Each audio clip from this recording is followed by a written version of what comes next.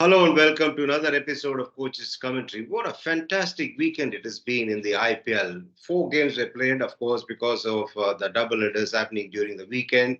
All the four games produced some extraordinary cricket, and a few performances have been out of this world. Ajinkya Rahane surprised everybody with a fantastic knock against the Mumbai Indians, the arch rivals, Chennai Super Kings and Mumbai Indians. Faced off in Mumbai, and Rahane was the star performer of that particular game.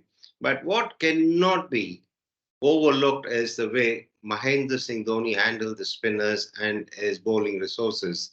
I've been repeatedly saying this in my earlier episodes as well that Mahendra Singh Dhoni will need to put in a lot of thought into how he handles the resources he has as far as bowling is concerned. But the surface offered a little bit for the slow bowlers in Mumbai. Very unusual that to see happening in the Wankhede, but Dhoni never misses out on any opportunity at all. Straight away, he realized this was a track that you needed to have a spinners doing the job for you, and he used both the left armers brilliantly. Of course, he always is banked on the spinners as far as IPL is concerned, but to also ensure that Deshpande gets his footing in the team and also as one of the lead bowlers for the Chennai Super Kings, Mahendra Singh Dhoni is slowly giving him additional responsibility even under pressure. And even though he bowled a few extras in the earlier games, he's providing the confidence that Deshpande needs. And Deshpande also is beginning to understand and respond better. But Ajinkya Rahane, what an impact he created. Yes, we all know he's a capable performer. He bats in the conventional mode, and sometimes he does not perhaps get runs as quickly as others expect him to be. Is always been something that is spoken about him. But that particular game and that particular night, he turned the heat on. Boy, what a stellar performance! It goes to show that if you have the experience, if you have the skills, and if you're keen to work on your game all the time, regardless of how well you've done in the past, you can churn out results. And that's the key learning from Rahane's innings. And he did not sacrifice his basic style of play. That is what people must remember there. And that is something that a lot of people will lose sight of when you see a player who's reputedly known to play in a conventional manner gets runs quickly in a T20 format. You might tend to think he starts doing things differently. No, he starts to approach differently and he starts to do things differently in terms of his approach. He doesn't change his style of play. And that's exactly what we saw Rane do and take his team past the line. The big game or the game that will be spoken about for a long, long time will be that encounter between the Kolkata Knight Riders and the Gujarat Titans. What a match that was! Normally, you would tend to think that a hat trick can hardly be overshadowed.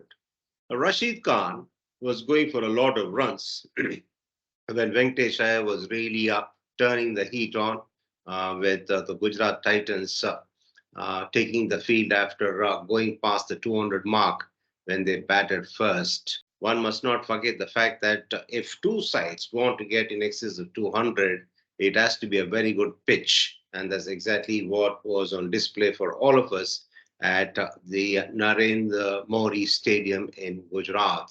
But nonetheless, Rashid Khan, leading in the absence of Hardik Pandya, went for a few runs, then made a fantastic comeback by picking up hat trick. And what are the wickets he picked up for that hat trick? You're talking about Andre Russell, Sunil Narine, and then Shardul Thakur, who was the hero for his side in the previous game as far as batting is concerned. And when everybody thought that game was done and dusted for KKR, there was one man who's not glamorized by the media, who's not thought of much in terms of superstar status. He was there battling it out on his own, and he had lost all the capable batters in his side, and Umesh Yadav walked out, and it built up to a situation where 29 runs were required of the last over. I don't think anybody would have given KKR even a semblance of a chance when that over started. Dayal was the man given the ball to bowl the last over, and it must have been a general consensus out on the field as far as the Gujarat Titans are concerned that they had it in the bag. But Rinku Singh had other plans, and boy, the way he smashed the five balls in that over that he faced, still under that extreme pressure to hit sixes of the five balls in the over is no mean feat. And that knock was fantastic. Yes, everybody knows that. KKR went on to win primarily because of that fantastic display from Rinku Singh in the final over. But what that knock would have done is to give him the confidence that he also can go on to become a superstar in the future. Normally, what happens is these boys coming from an ordinary background, making a mark for themselves by their dint of hard work, they'll always tend to feel that, yes, the likes of Rohit Sharma, the Kohlis, the Dhawans, the Sanju Samsons, to name a few, they are the ones who are born for stardom and they are the ones who will always be favorites of the public. But no, this particular knock would perhaps have got ridden of whatever uh, low self-esteem there might have been in him. Sometimes we don't realize what it is that we lack in ourselves. We might perhaps not be having the self-esteem that's required to go on to become a superstar. Sometimes it does not allow us to do as well as we can, but that particular night, I think, would have dispelled whatever it is that Rinku Singh perhaps thought he lacked in his setup as a person, in his setup as a cricketer, in terms of his skills cricket-wise.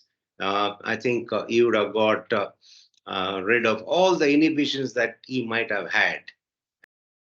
Yes, Rashid Khan picked up a hat trick. Rinku Singh overshadowed him with a rare feat of hitting five sixes in the last over and taking his team to an almost impossible victory. And what else can you ask for? Yes, we did see Shikhar Dhawan making a statement there, both orally and also with the bat, playing for his franchisee. He seems to be enjoying his captaincy, and it was a tricky track, as one can always argue that his effort was not good enough for his side to win the game. But what he showed there was once again a case of experience, taking charge completely. And he just was unfortunate that he could not complete his century. He was left unbeaten on 99. But that innings was a role model in terms of pacing the innings, in terms of sussing the conditions, and in terms of how a batter can shift gears during the course of an innings, regardless of what the conditions are, regardless of what the situation is. But one thing for sure, if the quality of cricket is going to be as high as it was during the weekend, if we are going to see individual performances like we saw in the bygone weekend, then I think it doesn't matter which side goes on to win, because as far as the cricket fans and as far as the supporters of cricket are concerned, they would like to see fantastic cricket played and some stellar displays from their cricketing heroes. So, in that respect, I think there's a lot of promise after what we saw uh, during the last weekend.